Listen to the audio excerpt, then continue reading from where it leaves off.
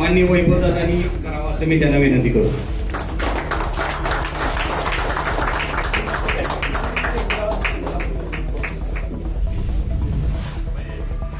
हा मोठा एक प्रवेश या ठिकाणी होतोय. सगळ्यांनी पुन्हा एकदा टाळ्या वाजवत. मिरज पूर्व भागातील या परिसरातील अनेक कार्यकर्त्यांच्या बरोबर संपर्क व्हावा या राष्ट्रवादी काँग्रेसच्या माध्यमातून गेली 2-3 महिने आम्ही आदरणीय अजितदादांच्या बरोबर काम करतोय. ते काम करत असताना पूर्ण सांगली जिल्ह्यामध्ये जे कार्यकर्ते स्वाभिमानी आहेत त्यांना त्यांच्या भागासाठी त्यांच्या परिसरासाठी काय तर चांगलं काम करायची आशा आहे आणि आजपर्यंत सामाजिक राजकीय आर्थिक सगळ्या स्तरामध्ये ते आपापल्या परीनं स्वाभिमानानं काम करत आहेत. परंतु राजकारणामध्ये काम करत असताना असं एखादं व्यासपीठ किंवा अशी एखादी संधी आपल्याला मिळाली की त्या संधीच्या माध्यमातून आपल्याला सुद्धा स्वतःला जे आपल्या मनातले विचार आहेत किंवा विकास कामाच्या काही संकल्पना आहेत किंवा सामाजिक काम करत असताना समाजाचे ऋण पेटण्यासाठी म्हणून आपण काय वेगळं करू शकतो का ही भावना आहे. त्या भावनेला ऊर्जित अवस्था किंवा त्या भावनेला एक वाट करून द्यायची संधी म्हणून त्यांना काम करायचं आहे अशा कार्यकर्त्यांना बरोबर घेऊन जायच्या निमित्तानं आम्ही राष्ट्रवादी काँग्रेसच्या माध्यमातून काम करतोय आणि त्याचाच एक भाग म्हणून आज आदरणीय महादेवराव कपडे आणि राजू भैया शेख यांच्या माध्यमातून त्यांचा इथं प्रवेश करावा, त्यांना या राष्ट्रवादीच्या प्रवाहामध्ये घ्यावं आणि त्यांच्या माध्यमातून या परिसरामध्ये एक विकासाचं चांगलं दालन खुलं करता येतंय का हा विचार मनामध्ये आदरणीय आमच्या इद्रिस भैयाने आणला आणि त्या विचाराला प्रतिसाद देण्याचं काम फक्त आम्ही केलं ना. आज इथं या कार्यक्रमाला आम्ही सगळेजण उपस्थित आहेत. मी प्रथमतः या दोघांचं स्वागत करतो. त्यांना मदत करणारा किंवा त्यांच्या विचाराला भविष्यामध्ये पाठीशी घालण्याचं किंवा त्यांना ताकद द्यायचं काम करणारा त्यांच्या सर्व सहकाऱ्यांचं पण या निमित्तानं मी धन्यवाद व्यक्त करतो की आज अधिकृतरित्या हे दोघं राष्ट्रवादी काँग्रेसमध्ये सामील झालेले आहेत आणि त्यांच्या माध्यमातून या परिसरामध्ये आणखी विकासाची चांगली कामं होतील. या सगळ्याच ज्यांनी विचार मांडला किंवा हे त्यांना या पक्षामध्ये आणण्यासाठी ज्यांनी मोठा सिंहाचा वाटा उचलला ते आमच्या सगळ्यांचे मार्गदर्शक आणि आमच्या या अल्पसंख्याक सेलचे महाराष्ट्राचे प्रदेशाध्यक्ष आदरणीय इद्रिस भैया अथर्व भैया इथं उपस्थित आहेत. त्यांचं मगाचपासून मी आल्यापासून बघतो की दादा या कार्यक्रमाला जायचं आहे, कार्यक्रम फार महत्वाचा आहे, ही लोक फार जिद्दीनं काम करणार आहेत आणि एकटा घेतलेल्या निर्णयाला भरपूर काम करतील असं ज्यांची मागणी होती ते अथर्व भैया इथं उपस्थित आहेत. माझ्याबरोबर नेहमी कामामध्ये असणारे आमच्या जिल्ह्याचे सरचिटणीस म्हणून काम करणारे अविनाश नाना इथं उपस्थित आहेत. आदरणीय रोहित सर इथं उपस्थित आहेत की जे सरचिटणीस म्हणून या अल्पसंख्याक विभागाचं महाराष्ट्राचं काम बघतायत. या परिसरातील मिरज तालुक्याचे अध्यक्ष म्हणून काम करणारे आमचे तानाजी दळवी इथं उपस्थित आहेत. शिवाजीराव माडिक जिल्हा कार्याध्यक्ष युवकचे आहेत ते इथं उपस्थित आहेत. त्याच पद्धतीनं ज्या ताईंची ओळख आमची मुंबईमध्ये सुरुवातीच्या काळामध्ये झाली आणि एक धाडशी महिला किंवा धाडशी महिला कार्यकर्ता म्हणून आम्ही ज्याच्याकडे बघतो ते आमच्या जयश्रीताई की त्यांची आता महिला राष्ट्रवादीच्या प्रदेशच्या सरचिटणीसमध्ये त्यांची निवड झालेली आहे. का चांगल्या सर्वसामान्य कुटुंबातल्या युवतीला एका चांगल्या महिलेला या निमित्तानं इद्रिस भाईंच्या माध्यमातून एक चांगली संधी मिळाली. त्याच या कार्यक्रमाला उपस्थित आहे. ज्यांच्या गावात येताना त्यांची परवानगी घेऊन आम्ही आलोय त्या इथल्या सरपंच ताई इथं उपस्थित आहेत की ज्यांच्या हिना नदाब त्यांच्या कारकिर्दीमध्ये ते चांगलं काम या निमित्तानं टाकळी गावामध्ये होत आहे. मी येताना माहिती भैयांच्याकडून घेतली. फार चांगलं धाडसी काम आपण या निमित्तानं करताय. तुम्ही इथं उपस्थित आहे. शेवटी गावच्या प्रथम नागरिकांना विचारल्याशिवाय त्या गावात जाऊन याचा प्रोटोकॉल आहे आम्ही तर पाळतो आणि आमचं चांगलं नशीब की तुम्ही आमच्या बरोबर या व्यासपीठ शेअर करताय ते सुद्धा आमच्या महत्वाचं आहे. त्यांच्यावर काम करणारे त्यांच्या सर्व सदस्य इथं आहेत. त्यांच्यावर काम करणारे काही इथं ग्रामपंचायत सदस्य सुद्धा उपस्थित आहेत. नाव बरीच आहेत. अनिल शिरसाट आहेत, राजू नाईक आहेत, जितेंद्र पाटील, विनोद कांबळे, प्रवीण राऊत, मनसूर नदाब, स्वप्नील बनसोडे, विकास खांडेकर, जनगोंडा पाटील, ऑगस्ट कोरे. त्याच पद्धतीनं संदीप चंदुरे ज्यांची केंद्रीय सीमा शुल्क इन्स्पेक्टर म्हणून त्यांची निवड झाली त्यांचा सत्कार आपण घेतला ते इथं उपस्थित आहेत. सचिन कांबळेजी आरपीआयचे जिल्हाध्यक्ष इथं उपस्थित. चांगलं बोलतात तुम्हाला लई बोलायला होते त्यामुळे चांगलं बोलणाऱ्याच्या मागे चांगलं काम करणाऱ्या मागे जास्त व्याप असते. जसं आहे तुमचं स्वागत तुम्हीच करा, प्रास्ताविक तुम्ही करा, सत्कार तुम्ही करा, मनोगत तुम्ही म्हणा. पण मॅन आर्मी दिसते तुमचे चांगलं आहे, हरकत नाही. उपस्थित या परिसरातील अनेक मान्यवर इथं उपस्थित आहेत. खरं तर ही एक भेट म्हणून आम्ही या कार्यक्रमाकडे बघतो. हा कुठल्या पक्षाचा म्हणून काय मेळावा आहे, कुठं तर पक्षाची ताकद आणखी वेगळ्या पद्धतीने काय तर दाखवायसाठी आपण करतोय असं नाही. कारण की आमची अशी अडचण आहे, मगाशी भैयांच्या बोलण्यात जाणवली मला की आपण महायुतीमध्ये काम करतो. इथं खाडे साहेबांच्या मतदारसंघामध्ये आम्ही आमच्या पक्षाचं काय नवीन काय करतोय का घरोबा, अशी परिस्थिती आहे. कारण की त्यांच्याबरोबर काम करणारे अनेक मंडळी या कार्यक्रमानिमित्त उपस्थित आहेत. कारण ज्या महादेवराव डबळेंना त्यांच्यावरती प्रेम करणारे, त्यांना त्यांच्या जडणघडणीमध्ये मदत करणारे, त्यांचे रोजचे ऋणानुबंध असणारे सगळे इतर सगळ्या पक्षातले कार्यकर्ते या निमित्ताने इथे उपस्थित आहेत. त्यामुळे एका पक्षाचा अजेंडा घ्यायचा, एका पक्षाचंच फक्त इथं गुणगौरव करणं हे थोडंसं अवघडल्यासारखं होतं. ती अवघडलेलं काम इद्रिस भाईंनी आता मला बघितलं म्हणजे थोडंसं सावरून बोलायला. हे जर मोकळं व्यासपीठ असतं, फक्त राष्ट्रवादी काँग्रेसचा कार्यक्रम असता, तर त्यांनी फार चांगल्या पद्धतीने तुम्हाला मार्गदर्शन केलं असतं. कारण फुले शाहू आंबेडकर विचारसरणीला न सोडता, छत्रपती शिवाजी महाराजांच्या विचाराला न सोडता आदरणीय अजितदादांनी हा मोठा निर्णय घेतला. म्हणजे आपल्या विचारावरती ठाम राहून आपल्या पक्षासाठी, आपल्या बरोबर काम करणाऱ्या कार्यकर्त्यांसाठी, या महाराष्ट्रभर विखुरलेल्या या राष्ट्रवादी काँग्रेसच्या हर एकासाठी स्वाभिमानानं भविष्य काळात त्याला काम करता यावं, त्याच्या विकास कामाला न्याय मिळावा आणि महाराष्ट्राचा विकासाचा जो आत्ताच्या विकासाची जी गती आहे ती गती वाढवण्यासाठी, किंवा टिकवण्यासाठी आणि एक स्थिर सरकार जे मधल्या काळामध्ये सारखं इकडं तिकडे येत आहेत का, जात आहेत का, मग निकाल काय लागतोय, असं होतंय का, डिस्क्वालिफाय होते, अनेक बरेच तुमच्या आमच्या मनामध्ये संभ्रम होते, हे दूर व्हावेत, अनेक विकासाची गती कायम राहावी म्हणून अजितदादांनी खरा हा मोठा निर्णय घेतला. तो निर्णय घेत असताना अनेक प्रकारे त्याच्यावरती टीका टिप्पणी केली. अनेक जणांनी सांगितलं ईडी साठी घेतलाय, मग कुणाला वाचवायसाठी घेतलाय, कुणाच्या अडचणी सोडवायसाठी घेतलाय, सत्तेमध्ये सामील व्हायसाठी घेतला. हे जरी सगळ्या गोष्टी असल्या तर गेल्या 6 महिन्यामध्ये अजितदादांचं काम ज्यांनी बघितलं असेल त्यांना लक्षात आलं असेल की हा निर्णय आहे तो दादांनी एकट्यासाठी नाही, तुमच्या आमच्यासारख्या सर्वसामान्य स्वाभिमानी कार्यकर्त्यांना अशी गरज आहे. मी फार मोठं काय कुणाचं शिवाजीराव कोणतात नाही, मी माझं स्वतःच्या उदाहरणावर तुम्हाला पटवून देतो. कैलासवासी हनुमंतराव पाटील साहेब 1980 ते 85 खानापूर आटपाडी विधानसभा मतदारसंघाचे माझे आजोबा एस काँग्रेसच्या माध्यमातून ते काम करत होते. दरम्यानच्या काळामध्ये मधल्या काही राजकीय घडामोडीमध्ये आम्हाला मनापाशी संधी काय माझ्यावर मिळाली नाही. 2004 ला परत माझे वडील सदाशिव पाटील यांनी अत्यंत धाडसानं अपक्ष म्हणून त्या मतदारसंघामध्ये आमदार व्हायसाठी प्रयत्न केला आणि तिथल्या लोकांनी भरभरून साथ दिली. 4 ते 9 त्यांनी आमदारपद चांगलं भूषवलं. त्यानंतर 5 वर्ष परत काँग्रेसच्या माध्यमातून आम्ही तिथं आमदार म्हणून आणि दुसऱ्यांदा आदरणीय भाऊंना काम करायला संधी मिळाली. गेली 55 वर्ष म्हणजे 11 निवडणुका सलग विटामध्ये आम्ही आमचे नगरपालिकेमध्ये आम्ही आमचं काम करतो. 11 निवडणुका. तुम्हाला माहिती आहे एका निवडणुकीला निधी जर नाही का निवडून यायचं पुढच्या निवडणुकीला येईल सांगता येत नाही अशी परिस्थिती असताना 11 निवडणुका सलग आम्ही लढतोय. आमच्या बरोबर लोक राहत आहेत, आम्ही पण काम करतोय, पण लोकांनी पण त्या कामाची चीज ठेवलेली आहे. असं करत असताना मधल्या काळामध्ये ज्यावेळी हे सगळे राजकीय स्थित्यंतर होतात, आपण सत्तेपासून दूर जातो, सत्तेपासून लांब जातो, त्यावेळी आम्हाला कमी त्रास होतो, पण आमच्या बरोबर काम करणाऱ्या कार्यकर्त्याचे मात्र सस्य करून पाठवतो.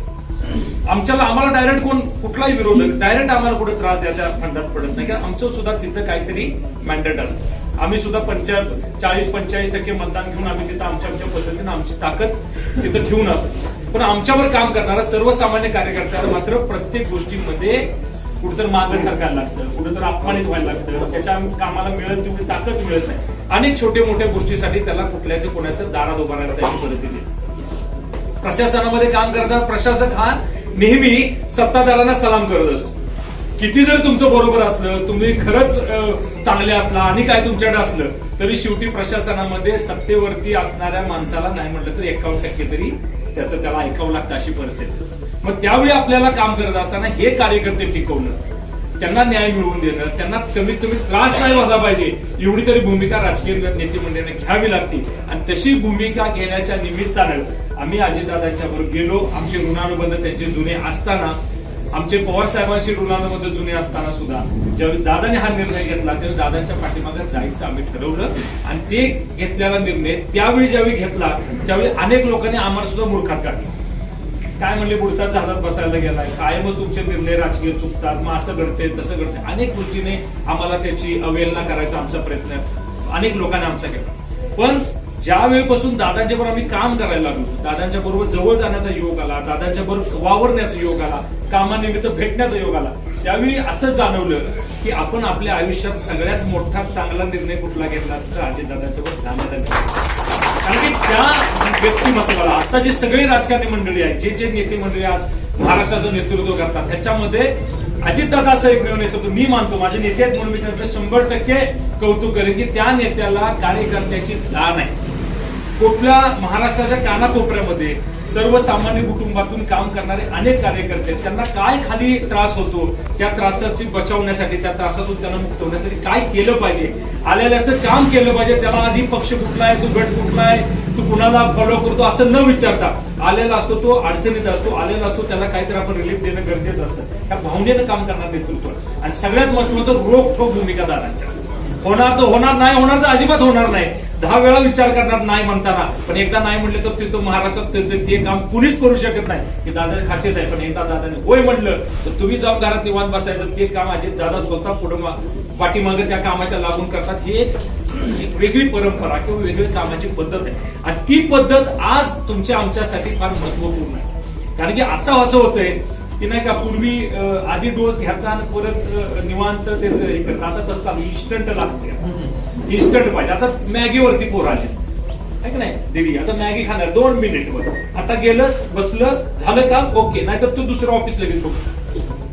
तुम्हाला पण अनुभव, तुम्ही पण तेच करता. आम्ही जे करतो पूर्वी होतो इथं उपस्थित असणारा कार्यकर्ता विचार काय करतो, नाही मला माझं सरपंच पण टिकलं पाहिजे, माझ्या वॉर्डामध्ये काम झालं पाहिजे, मी जर पंचायत समिती सदस्य मला एवढा निधी मिळाला पाहिजे, मी जे लोकांना शब्द दिला ती कामं त्या निमित्तानं झाली पाहिजे. मग ती कुणाच्याही दारात जायला का लागणार, माझं पंचायत समितीचं पुढचं व्यवस्थित झालं पाहिजे. ही तुमची जशी भूमिका आहे तशी सर्वसामान्य सगळ्यांची भूमिका आहे. मग आपला नेता कसा असावा की जो नेता होणाऱ्या कामासाठी आपल्याला सारखं हेलपाडी न मारणारा, होणारं काम होतंय म्हणून सांगू ते लगेच करणारा, त्याचा पाठपुरावा आपल्या माघारी सुद्धा करणारा असा जर नेता असला तर आपल्याला किती काम करायला सोपं आहे. आणि तेच खरं तर अजितदादांच्याकडे एक वेगळी खासियत असल्यामुळे आमच्यासारखे युवक असतील, तुमच्यासारखे आज निर्णय घेणारी सगळी मंडळी असतील म्हणून आकर्षणात दादांच्याकडे जातात. पण हे जात असताना दुसरी बाजू अशी की आता दादांना सुद्धा भविष्य काळामध्ये या राजकारणामध्ये ताकद सर्वसामान्य जनतेची मिळवण्यासाठी तुम्ही आम्ही पण कष्ट केलं पाहिजे. कारण होतं असं की सगळ्यांना वाटते अर्थ नियोजन खातं दादांच्याकडे आहे. सांगली जिल्ह्याचा विचार केला दादाच्याकडे मोठे लिडरशिप असणारे नेते नाहीत. मी पहिला आम्ही असं 2-5 जण आहे. आम्ही पण काय फार मोठे आहोत असं, पण आम्ही स्वाभिमानी लोक आहोत.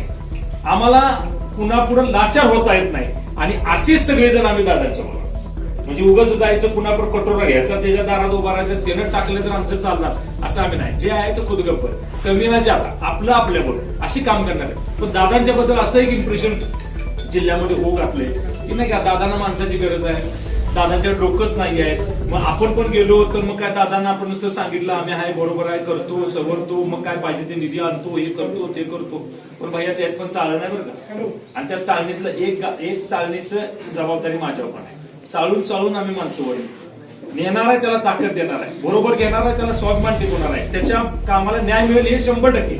पण कधी आपल्या पक्षाचं पण काम इथं वाढवलं पाहिजे ही भूमिका आमची आहे. पक्षाला पण न्याय देता आला पाहिजे.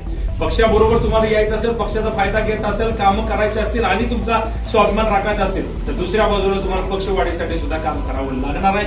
आणि परवा ज्या महाविकास आघाडी महायुतीचा जो मेळावा झाला सांगलीमध्ये तिथं पण मी आवर्जून सांगितलं, सगळ्या नेते मंडळींनी सांगितलं, कोणी ऐकलं असेल तर मला माझा पक्ष वाढवताना मग तो भाजपचा असला तरी मी घेणार आहे ना. तिथं आणि कुठल्या मित्र पक्षाचा असला, आरपीआयचं कोण असलं तरी मला माझ्याकडून घ्यायला लागणार आहे. आणि कोण असेल तर माझ्याबरोबर घ्या. माझा उद्देश त्यातला आहे की चांगली लोक या निमित्तानं पक्षावर जोडणं, त्यांच्या पद्धतीनं त्यांचा मान सन्मान राखणं, त्यांच्या भागामध्ये त्यांना काम करत असताना फ्रीडम देणं आणि त्या क्षमतेनं जेवढ्या क्षमतेनं तुम्ही काम कराल तेवढ्या क्षमतेनं तुमच्या पाठीशी उभा राहणं ही आमचं कर्तव्य आहे. आणि ते चालन नक्की आम्ही ते लावून कार्यकर्ते घेतोय. त्यामुळे माधवराव सारखं किंवा राजू भैयांसारखे कार्यकर्ते ज्यावेळी या पक्षात येत असतात त्यावेळी आधी आम्ही त्याची माहिती पूर्ण घेतली. भैयांशी माझं बोलणं झालं. भैया म्हणले दादा ते माणसं फार प्रामाणिक आहे, स्वतःच्या पायावरती सक्षम उभा आहेत, आपल्याला काय तर त्यांना द्यायचं आहे, काय तर ते आपल्याला मागणार आहेत, ह्याच्या पुढे जाऊन मोकळ्या मनाने त्यांना काम करायचं आहे. दादांच्या माध्यमातून त्यांना पक्षवाढीचं काम इथं करायचं आहे आणि त्यासाठी त्यांना आपण बरोबर घेतोय. त्यामुळे राईट चॉईस आहे, राईट आपण चांगल्या लोकांना आपल्या बरोबर घेतोय. मी त्या अध्यक्षांना पण विनंती करेन, ज्यावेळी त्यांचा निर्णय होत होता तो आम्ही तुमच्या कानावरती घातल्या तर त्यांनी सुद्धा सांगितलं की दादा काय हरकत नाही, चांगल्या लोकांना बरोबर घेऊया, माझे मित्र आहेत, आम्ही बरोबर काम करतो, पक्षवाढीसाठी 100% आम्हाला जमल तेवढं जास्तीत काम करायचा आमचा प्रयत्न राहणार आहे. मला खात्री आहे की चांगली लोक एकत्रित आल्यानंतर चांगलंच घडणार आहे. उद्या दादा आपल्या सांगली मिरज कुपवाडमध्ये येत आहेत. उद्या सुद्धा 2 कार्यक्रमाच्या निमित्तानं दादा येणार आहेत. पण ती कार्यक्रमाची गडबड फार असल्यामुळं कारण डायरेक्ट तुमचा कुणाशी म्हणजे फार संपर्क होईल असं मला वाटत नाही. पण पुढच्या 15 दिवसामध्ये विटा आणि जतला आपण फार मोठे मेळावे आपण आयोजित करतो. खरं तर उद्या 5 तारखेलाच मेळावा होणार होता विट्यामध्ये, पण आमचे आमदार अनिल भाऊंचं दुःखद निधन झाल्यामुळे आम्ही तो कार्यक्रम सगळे थांबवले आणि 15 दिवसाची तारीख दादांची घेतोय. त्यावेळी मात्र नक्की तुमचं एकदा दादांशी डायरेक्ट आपण इंटरॅक्शन करू, दादांशी तुमची एकदा भेट घालून देतो. तुमचा पण आत्मविश्वास बळवला पाहिजे, कारण हे करत असताना आपल्या नेत्याचं कामाची पद्धत काय आहे, नेता आपल्याला ओळखतो का, नेता आपल्याला जाणतो का, ह्या सुद्धा गोष्टी राजकारणात त्याची किंमत असते, महत्व असतं त्याचं. तर ते सुद्धा गोष्ट भविष्य काळात केली जाईल. मागं पुढे सर कोण काम करूया, कोणी कुठल्या पदावर जायचं, कोणी मागं सरकायचं, हे एकमेकाच्या यानं ठरवूया. मात्र चांगलं काम आपल्याला या निमित्तानं उभा करता येईल. इथं जरी इथं वेगवेगळ्या पक्षाचे कार्यकर्ते इथं उपस्थित असले तरी पण मी तुम्हाला सगळ्यांनाच विनंती करतो की हा पक्ष चांगला आहे, पक्षामध्ये भरपूर संधी आहे. आणि इथं कसं आहे मध्ये नाही का, जे प्रदेशाध्यक्ष म्हणून काम करणारे आधी आहेत त्यांनी सांगितलं नाही का की इथले बरेच लोक गेल्यामुळं इथं लय खुर्च्या रिकामा झाल्या. आणि पण तेच म्हटलं बरं झालं तुम्ही तिकडे थांबला, आम्ही इकडे आलो, आम्हाला पण पहिल्या नंबरच्या खुर्च्या मिळाल्या. नाहीतर आज सुद्धा आम्ही पुढं मागच असतो, स्टेजवर आपण कोण येऊन देतो. अशी जिल्ह्यात तर फिरायचं फार अवघड होतं. अहो आमच्या मतदारसंघात आम्हाला नाही का त्रास असा आहे, म्हणजे आपण पक्षात आहोत का विरोध पक्षात आहोत हेच आम्हाला कळायचं. पक्षात राहून विरोध कसा असतो हे आम्ही आजमावलंय. त्यामुळे मला खात्री आहे इथं तसं काय होणार नाही, कारण आमच्या मतदारांचं फार थोडं आहे. मी माझ्या खानापूर आटपाडी आमचा मतदारसंघ भैया त्यांच्या पद्धतीने राज्यसभेवरती वगैरे असं आम्ही होय ना भैया बरोबर त्यांनी राज्यसभेवरचं ठरवलंय, मी आपण माझ्या मतदारसंघापुढे करतो. त्यामुळे ह्या मिरजमध्ये येऊन मला काय इथं येऊन कुणाला वेगळं काय तर करायचं काही काम नाही. त्यामुळे तुम्ही जेवढं कराल, तुम्ही जेवढं पळाल, तुम्ही जेवढं स्वतःला सिद्ध कराल तेवढं काम करायची संधी तुम्हाला मिळणार आहे. आणि तुम्ही एक चांगली गोष्ट काय केली की लवकर निर्णय घेतला. आज आता जिल्ह्यात आहे ना लाईन लागली. मी खरं सांगतो, मी मोठेपणा सांगत नाही, खरंच चांगले कार्यकर्ते आज राष्ट्रवादी काँग्रेसमध्ये यायला इच्छुक आहेत. अनेक ठिकाणाहून आम्हाला फोन येतात, अनेक ठिकाणी आम्हाला संपर्क. आता इस्लामपूर सारख्या ठिकाणी जायचं की नाही आम्हाला तर शक्यच नव्हतं. आम्हाला वाटलं होतं की कधी होईल का नाही. उद्या इस्लामपूरमध्ये आम्ही राष्ट्रवादी काँग्रेसचं आम्ही कार्यालयाचं ओपनिंग घेतोय. शिराळा असेल, वाळवा असेल, अनेक कार्यकर्ते मोठे चांगले कार्यकर्ते आज आपल्या पक्षामध्ये यायला तयार आहे. त्यामुळे लवकर येणाऱ्याला लवकर न्याय मिळेल अशी भूमिका पक्षामध्ये आहे. कारण की आता आपल्याला दादांना गरज आहे, ज्यावेळी त्यांना गरज आहे त्यावेळी आपण जाणं हे आपल्या फायद्याचं आहे. त्यामुळे योग्य वेळी तुम्ही निर्णय घेतलाय असं मी या निमित्तानं नमूद करतो. मी जरी जिल्हाध्यक्ष म्हणून काम करत असलो तरी मी पण नौका आहे, फार काय राजकीय मोठा अनुभव माझ्या पाठीशी नाही. पण एक आहे की प्रामाणिकपणे काम करूया, बरोबर राहूया. तुम्हाला जी काय शंका असेल, जे काय वाटेल ते एकमेकांशी बोलत जाऊया. कारण की बोललं तर मार्ग निघतात, नाही बोललो तर मग शंका निर्माण होते. उगाच नको त्या गोष्टीमध्ये आपलं मन हे जातं. आणि तुम्ही घेतलेला निर्णय योग्य आहे हे तुम्हाला नजीकच्या काळात दिसेल. मगाशी भैयानी विस्तृतपणे सांगितलं की विकास निधी संदर्भात काय भूमिका राहणार आहे. विकास निधी आपल्या सगळ्यांना व्यवस्थित आणि चांगल्या पद्धतीने मिळणार आहे. आपण आता सत्तेचे वाटेकरी आहोत, त्यामुळे भागाकार करताना आपली संख्या गृहीत धरूनच त्या विकास निधीला भागाकार होणार आहे. तसं तुम्ही फायद्यात आहे यांचे मित्रमंडळी.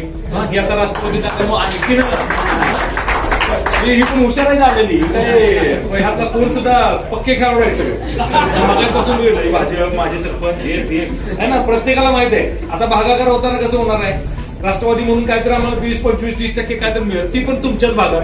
म्हणजे सगळ्याची सगळी कामं होतील अशी अपेक्षा नक्कीच आपण या निमित्तानं ठेवूया. आणि आम्ही पण आमच्या परीने जेवढी होईल तेवढी मदत करायचा तुम्हाला शब्द देतो. आणि इंद्रिसबाईंच्या नेतृत्वाखाली या परिसरामध्ये अनेक चांगली लोक अजून ह्याच्यामध्ये जोडायचं काम तुम्ही करावं. जसे तुम्ही मोठे होणार आहेत, इद्रिस भैया मोठे होणार आहेत, त्या पद्धतीने आमचे दादा पण आपले मोठे होणार आहेत. आणि एक दिवस आपल्याला सगळ्यांची इच्छा आहे आमची की महाराष्ट्राचं मुख्यमंत्रीपद एकदा अजितदादांना मिळालं पाहिजे. आणि त्या माध्यमातून ज्यावेळी ते घडवलं ना, मी तुम्हाला सांगतो तुमच्या आमच्या आयुष्यातला सगळ्यात मोठा तो क्षण असेल, सगळ्यात मोठा क्षण असेल. कारण की योग्य क्षमता असलेला, या महाराष्ट्राची पूर्णच खडानखडा माहिती असणारा, कार्यकर्त्यांना स्वाभिमान देणारा आणि रोखठोक भूमिका घेणारं नेतृत्व जर आपल्या सगळ्यांना ह्या महाराष्ट्राला लाभलं तर 100% महाराष्ट्र देशामध्ये सगळ्यात एक नंबरचं राज्य होईल ही अपेक्षा आपल्याला सगळ्यांना आहे. आणि नक्की ते घडावं यासाठी सगळ्यांनी प्रयत्न करूया एवढी अपेक्षा इथं व्यक्त करतो. इथं बोलत असताना कुठल्याही पक्षाला कमीपणा द्यायसाठी, कुठल्याही पक्षाला काही त्यांची भूमिका आहे त्याला कुठेतरी वेगळं स्वरूप द्यायचा आमचा उद्देश नसतो. पण जिल्हा अध्यक्ष राष्ट्रवादी काँग्रेसचा असल्यावर माझ्याच पक्षाचं गायलं पाहिजे का ज्याचं खातो त्याचंच गायलं पाहिजे ही भूमिका माझी आहे. त्यामुळे कुणी त्याचा गैरसमज करू नका. मात्र ओपन आहे म्हणजे ओपन बुक आहे. तुम्हाला यायचं असेल तर जरूर स्वागत आहे. का असे मफलर आमच्याकडे गाडी भर आहे. आता म्हटलं तरी आमची तयारी आहे. तुम्हाला जर वाटलं तर तुम्ही आला तर आमचं स्वागत आहे आणि आपण सगळेजण मिळून काम करू एवढी अपेक्षा इथं व्यक्त करतो. पुन्हा एकदा चांगल्या कार्यक्रमाच्या निमित्तानं आम्हाला बोलवलं. आदिराव तुमच्याबद्दल चांगलं ऐकलंय. योग्य वेळी योग्य संधी देऊन तुम्हाला सुद्धा या प्रवाहामध्ये मुख्य प्रवाहामध्ये आणायचा शब्द या निमित्तानं मी देतो आणि तुम्हाला ताकद माझं लावलेलं मनोज